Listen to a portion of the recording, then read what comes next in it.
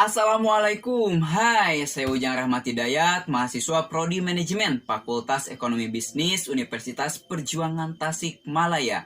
Nah, dalam kesempatan kali ini saya akan menjelaskan tentang sistem ekonomi syariah.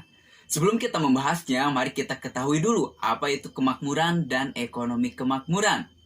Kemakmuran lebih cenderung kepada kelompok, bukan individu. Bukan juga dilihat dari materi, tetapi dilihat dari kesejahteraan.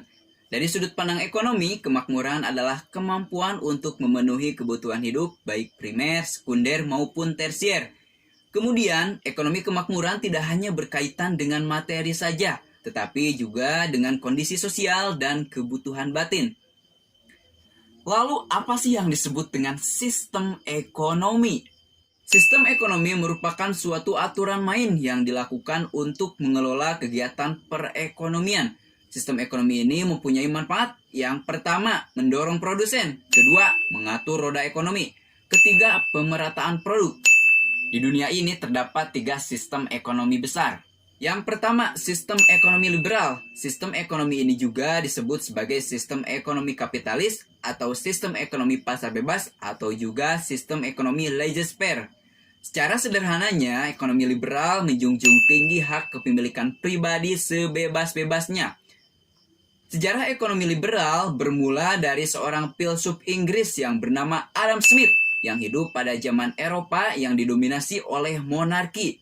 Pada saat itu, kaum bangsawan memonopoli ekonomi yang membuat banyak rakyat menjerit kelaparan. Adam Smith memperkenalkan kapitalisme sebagai sistem ekonomi liberal.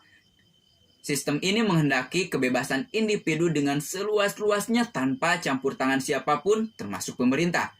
Setelah 100 tahun dari Adam Smith, muncullah Karl Marx yang menyanggah paham kapitalisme. Karl Marx berpendapat bahwa manusia adalah makhluk sosial, maka perekonomian tidak boleh dikuasai individu, tetapi harus dikelola secara bersama-sama yang diatur oleh negara. Maka lahirlah sistem ekonomi sosialis. Paham ini tidak hanya berkembang dalam perekonomian, tetapi merambat ke sistem politik dan budaya. Paham ini juga dikenal dengan paham komunis. Paham ini dilarang di Indonesia karena paham ini melakukan segala cara untuk menghapus segala perbedaan kelas. Bahkan paham ini mengatakan agama adalah candu yang merusak manusia. Jika kita lihat antara sistem ekonomi liberal dan sistem ekonomi sosialis membentuk 2 kubu yang ekstrim, mungkin sistem ekonomi Islam berada di tengahnya. Sehingga nilai-nilai kebaikan dari kedua sistem ini diambil dan nilai-nilai keburukan dari kedua sistem ini ditinggalkan. Sistem ekonomi Islam atau sistem ekonomi syariah adalah ekonomi yang berdasarkan pada ketuhanan atau diilhami oleh nilai-nilai Islam. Sistem ekonomi Islam ini mempunyai prinsip dasar sebagai berikut. Yang pertama, harta hanyalah titipan dari Allah Subhanahu wa Ta'ala. Lillahi ma fis samawati wa ma fil ardh. Jadi semua sumber daya bukanlah milik individu atau negara, tetapi semuanya milik Allah dan kepadanya lah kita akan kembali. Kedua, individu boleh memperbesar modal untuk aktivitas bisnis tetapi harus bersifat real, maka tidak boleh bersifat spekulatif. Ketiga, tidak ada unsur riba karena jelas dalam Islam riba adalah haram. Wa ahallallahul bai'a wa harrama riba. Yang mana riba ini membuat yang kaya semakin kaya, yang susah semakin susah. Keempat, sebagai sarana ibadah meraih keridhaan Allah Subhanahu wa Ta'ala.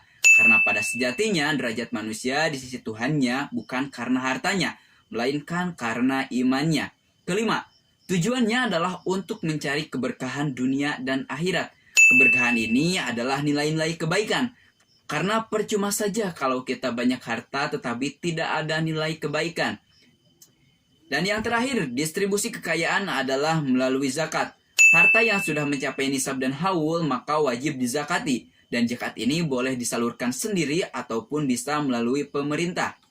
Nah, jadi itulah pembahasan tentang sistem ekonomi syariah. Sekian dari saya, mohon maaf. Wassalamualaikum warahmatullahi wabarakatuh.